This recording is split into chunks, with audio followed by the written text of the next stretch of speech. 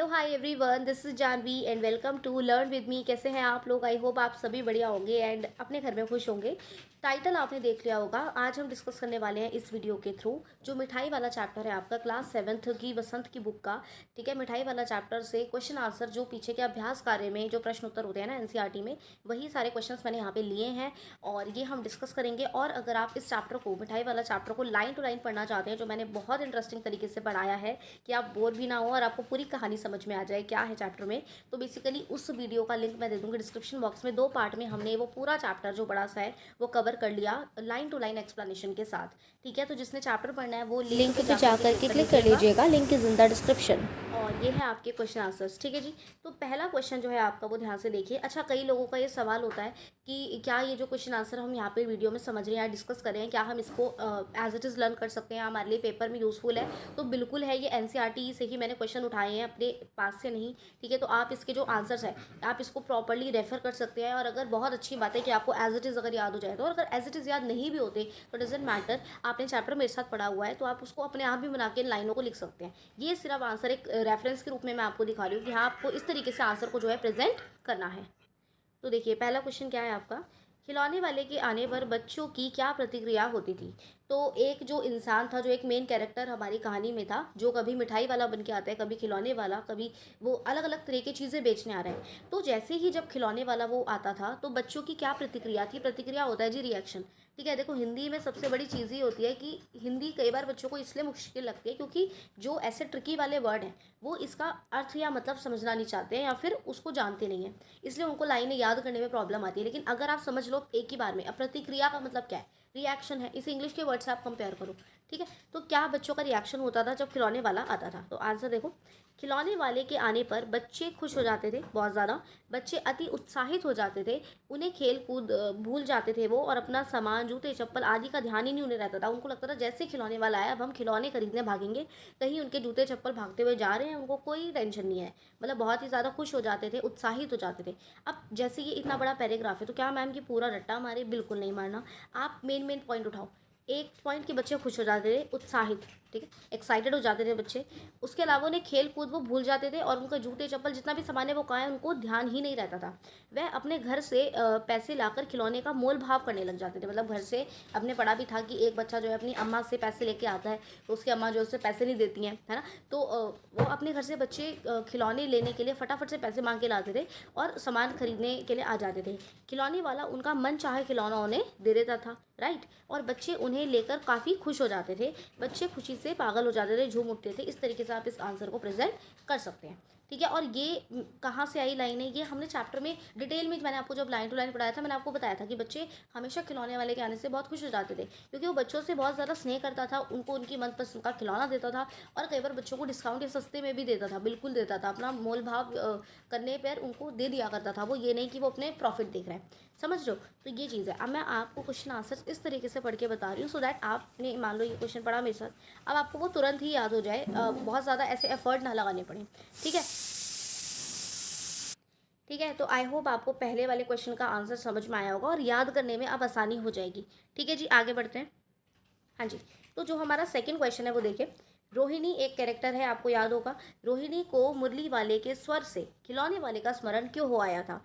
जब मुरली वाला आया और उसके स्वर से, यानी कि जब भी ये खिलौने वाला ये जो था, या जब ये मिठाई ले देने आता था या मुरली वाला बन के आता था, तो ये एक स्वर में गाता था कि, है ना, आपने वो लाइन पढ़ी होगी। तो बेसिकली रोहिणी जो है उसको कैसे स्मरण, यानी कि उसकी मेमोरी में कैसे याद आ जाता है? तो ये आप आंसर देखो, रोहिणी को मुरली वाले के स्वर से खिलौने वाले का स्मरण इसलिए हो आया क्योंकि खिलौने वाला भी इसी तरह से कुछ इसी आवाज़ में गाता था। मतलब आवाज़ तो उस इंसान की सेम ही रहेगी, चाहे वो खिलौने वाला बन के आ रहा है, मिठाई वाला या मुरली वाला। तो बेसिकली जब वो गाता था, कौन, जब मुरली वाला अपने स्वर में गाता था, उससे याद आता था कि ऐसे तो खिलौने वाला भी गाया करता था और बिल्कुल सेम आवाज़ है।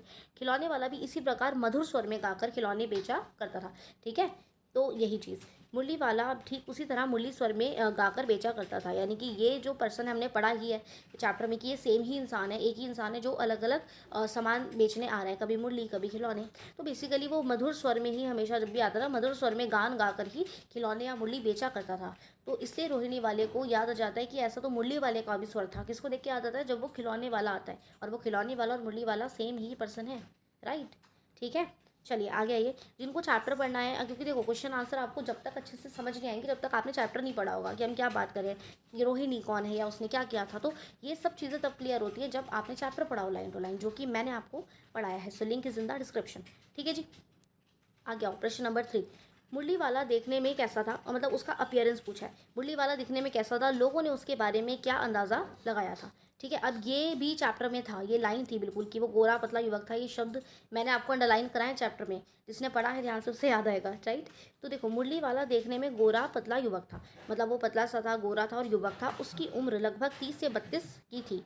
वह बीकानेरी रंगीन साफा बांधता था। ठीक है, साफा वो बांधता था जैसे राजस्थान में साफा बांधा जाता है ना, ऐसे बीकानेरी रंगीन साफा वो बांधता था। उसके बारे में लोगों ने यही अंदाज़ा लगाया था कि संभवतः वही व्यक्ति है जो सबसे पहले खिलौने बेचने शहर में आया था। देखो, सबसे पहले वो जो था ना, खिलौने बेचने आया था खिलौने वाला बनकर, बाद में उसने मुरली बेचनी शुरू करी। ठीक है, मुरली बेचनी शुरू करी इस तरीके से।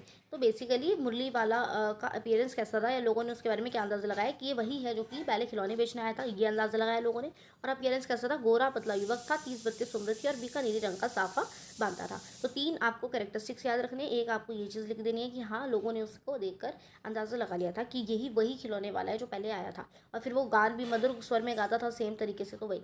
ठीक है जी, तो इस तरीके से आपका थर्ड क्वेश्चन हो जाता है पूरा। नेक्स्ट, फोर्थ क्वेश्चन देखिए, मिठाई वाला अलग अलग चीज़ें क्यों बेचता था और वह महीनों के बाद क्यों आता था। ठीक है, मिठाई वाला जो है ना, वो अलग अलग चीज़ें बेचता था। मैंने आपको बताया पहले, ये चीज़ हमने डिस्कस कर रखी है। अब क्या है कैसे है, मैं पूरा वो आंसर आपको पढ़ के बताऊंगी। ठीक, अब वो महीनों के बाद क्यों आता था। तो मिठाई वाला अलग अलग चीज़ें इसलिए बेचता था क्योंकि वह बच्चों का सानिध्य, सानिध्य मतलब स्नेह प्यार, प्राप्त करना चाहता था। जो वो एक इंसान है, कभी वो मुरली वाला बन के आ रहा है, कभी वो खिलौने वाला, अलग अलग चीज़ें वो बेच रहा है। The reason being simple is that, कारण यही था कि उसे बच्चों से स्नेह था, बच्चों से प्यार था। और उसके बच्चे, अभी जब हमने चैप्टर पढ़ाया तो मैंने आपको बताया था कि जो उसके बीवी और बच्चे थे उनकी मृत्यु हो गई थी। तो बेसिकली वो अपने बच्चों का प्यार उन सभी जो बच्चे थे गांव के या शहर के, उनमें ढूंढा करता था। इसलिए वो उन्हें सामान बेचता था अलग अलग तरीके के, और उनका स्नेह पाना उसका मेन उद्देश्य था। ठीक है, उसके बच्चे स्वयं, उसकी पत्नी की मृत्यु असमय हो गई थी, समय से पहले हो गई थी। असमय मतलब समय से पहले हो गई थी, बहुत जल्दी हो गई थी। तो वह अपने बच्चों की झलक इन गली के बच्चों में ही देखता था। तो अब इन गली के बच्चों से कैसे मिले, जब वो अलग अलग चीज़ें बेचेगा, बच्चे उससे सामान खरीदने आते थे और वो बड़े प्यार से बच्चों को ट्रीट करता था, तो बच्चे बड़े खुश हो जाते थे उसके आने से, चाहे वो मुरली बेचे या खिलौने। तो इसलिए वह बच्चों की रुचि की चीज़ें बेचा करता था। कभी जैसे बच्चे मुरली भी पसंद करते हैं, खिलौने भी है ना, मिठाई भी बहुत पसंद करते हैं, क्योंकि उसे पैसों का कोई लालच नहीं था। बेसिकली उसका मोटिव क्या था कि पैसे कमाना नहीं था ज़्यादा से ज़्यादा, बल्कि इसके अलावा इन चीज़ों को वो इसलिए तैयार करवाता था ताकि बच्चों में उत्सुकता बनी रहे और बच्चों से सामान खरीदे और वो बच्चों का स्नेह या प्यार उससे मिल सके। तो ये उसका जो है मेन उद्देश्य था मिठाई वाले का, चाहे वो खिलौने वाला बन के आए या मुरली वाला बन के आए, इसलिए वो अलग अलग चीज़ें बेचता था। मेन मोटिव मैंने आपको बता दिया, उद्देश्य था सानिध्य स्नेह पाना। अब ये इतना बड़ा पैराग्राफ दिखने में लग रहा है, बट जिन्होंने अच्छे से बातें समझी हैं या जिसको चैप्टर का क्रक्स पता है ना, उसके लिए पैराग्राफ कुछ भी नहीं है। वो 4-5 लाइनें खुद ही बना के लिख देंगे और इससे बेटर आंसर आप लिख सकते हो।